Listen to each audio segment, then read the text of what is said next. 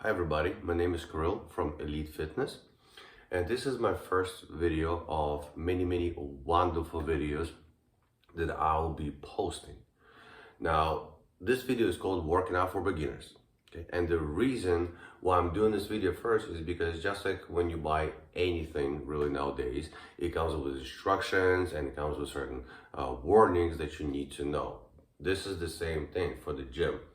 Before you hit that gym, guys, you have to know first what you are doing. You have to be aware of certain things that you should be doing and you should not be doing. This way you can prevent from getting actually hurt. Okay, so that's why I'm creating this video, to help you guys out, because back when I started, unfortunately, I didn't have the luxury where somebody told me, hey, don't do this, don't do that. Now I'm going to share some of the knowledge with you guys to prevent anybody else from getting hurt as well. Now, there are 4 things, okay, that you need to know before you actually start hitting that gym. First, what is your goal, okay? Do you want to be the next Mr. Universe? Are you trying to be just lean, or do you actually want to build muscle and be muscular? Okay, so that's important to have a goal, because without a goal, really, guys, you're not going to really reach any results, right? Because everything we do really in life has some kind of a goal, right? So you have a goal of finishing college, you have a goal of going, getting a great job. So everything is a goal that you place, and then you slowly, you reach it, and then you put in the next goal, you reach that, next goal, reach that, so on and so forth. This is the same thing, okay? Now, the second point is expectations, okay? They have to be realistic, guys, okay? I remember a case where I had a guy come up to me once and asked, well, like, why do you want to join the gym? Like, what motivated you to actually start working out? He was like, well, he's like, well, Kirill, he's like, well, the reason I'm doing it is because, summer's coming up, and, I want to have like a, big patch, and, I want to have big biceps, washboard abs, I want to look good for the ladies when I go to the beach, and so on and so forth. I was like, outstanding, that sounds great. I'm like, however, you do realize summer is next month, right? So it is not realistic, guys, to start 30 days or even maybe a little less or just slightly more before actually the summer, and actually get into that shape that you want. Those, big chest, big arms. It's not gonna happen, guys, okay? And not unless you like seriously juicing like crazy. So that's what I said, you have to have realistic expectations. Now, I'm not saying in 30 days you're not gonna have any results and you're gonna look exactly the same. No, you will see results 100%. But are you gonna be big and muscular? You're gonna have washboard abs and everything? No, not even close, guys. Okay, so if you want to have those nice body, you might want to start well in advance of summer. Okay, guys. So by the time you get there, you're actually having some kind of a decent result. Now, the third thing that you guys need to know is your ego. Okay, you guys need to put your ego to the side. Okay, that is one of the biggest problems that I see, in the gym nowadays. Now, I do understand there's a lot of cute girls in the gym, right? And you want to impress them and so on and so forth. So, you're about to start doing, let's say, a bench press. There's like a nice little hot girl coming by, and you just sit there like, yep, I think I'm going to warm up today with, let's say 9 ton. Okay. You guys are going to get hurt, okay? You will eventually get to the decent weight with, whatever is, 245s or 45 and 35 and 25, whatever it is. You will get there eventually, but do not start off with insane weight, okay?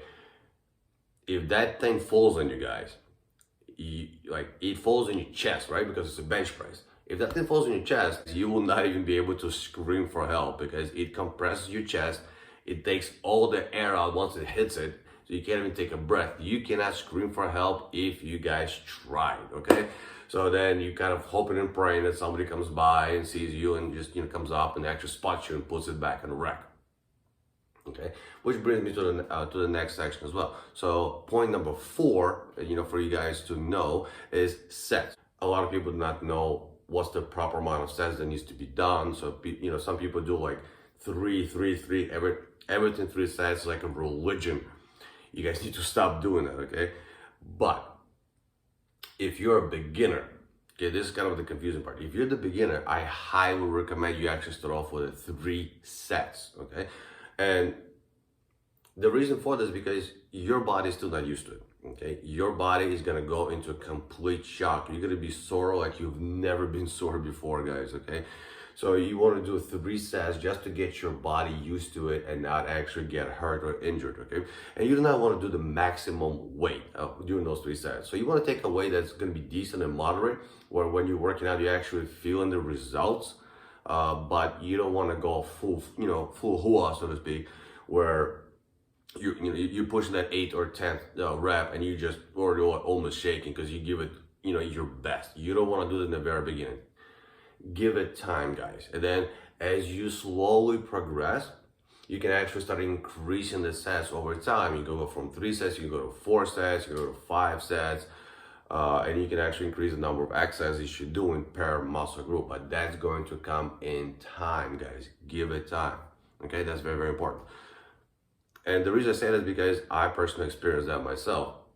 When I just started working out, I went all out on every single set like there's no tomorrow. And I actually ended up having what I like to call TRex Syndrome, okay? So let me step back a little bit so you guys can see. So what really happened is that I was working out so hard that the joints and muscles, like right here in the hand, so right here, and basically in the bottom portion of your bicep got completely locked, okay? To the point so my hands were completely locked like this all the time. So you guys can imagine how bad this looks, and I had to pretend I was like power walking everywhere I go, not so I wouldn't look like an idiot walking around with hands like this. And when I came to work, one of my coworkers said, "Hey, do you have a pen I can borrow?" I'm like, "Yeah, sure." And my mind forgot there for a second that, hey, I can't unbend my arm to actually give him that pen. So I ended up doing this weird little thing where, kind of picked it up. I'm like, "Here you go, catch!" And just kind of threw it to him. And then needless to say, he never asked me for a pen ever again. But you guys want to avoid that, that kind of overdoing it.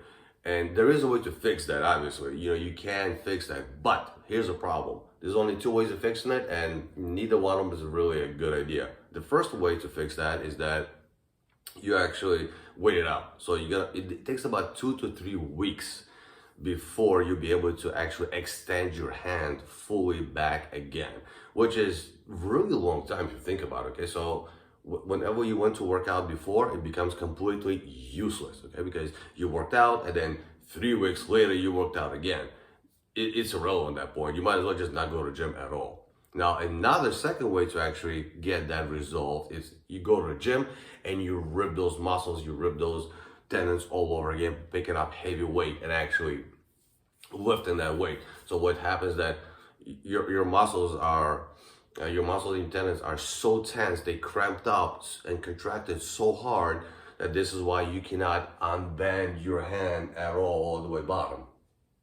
Okay, so to fix that, if you go back to the gym and actually rip those tendons, rip those muscles again, you will get about 95% of actual motion back into that arm, so you'll be able to unbend it almost all the way down.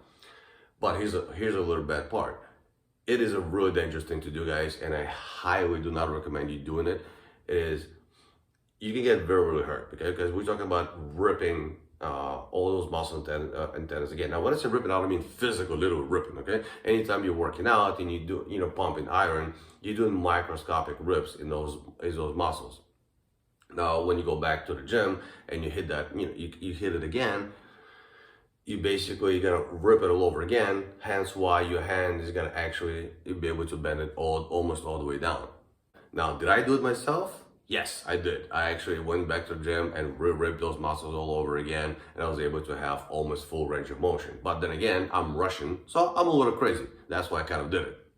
But I would not recommend doing that, guys. And other than that, that's it. That's all my 4 points that I have for today, okay?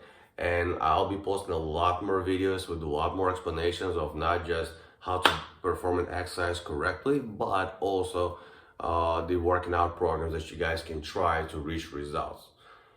as long you need to be serious about going to the gym and working out, because if you're not serious, guys, I guarantee you're not gonna really reach any results. Okay, if you just go to the gym, once a week, twice a week, or and then you take like a huge break for God knows whatever reason, and then you go back to the gym, you're not gonna really see any results. You need to commit. Okay, so you need to have, like I said, you have a goal. You gotta have realistic expectations. Put your ego to the back and do only 3 sets of moderate weight. Okay, and thank you for watching, guys, and stay tuned for more great videos. Thank you.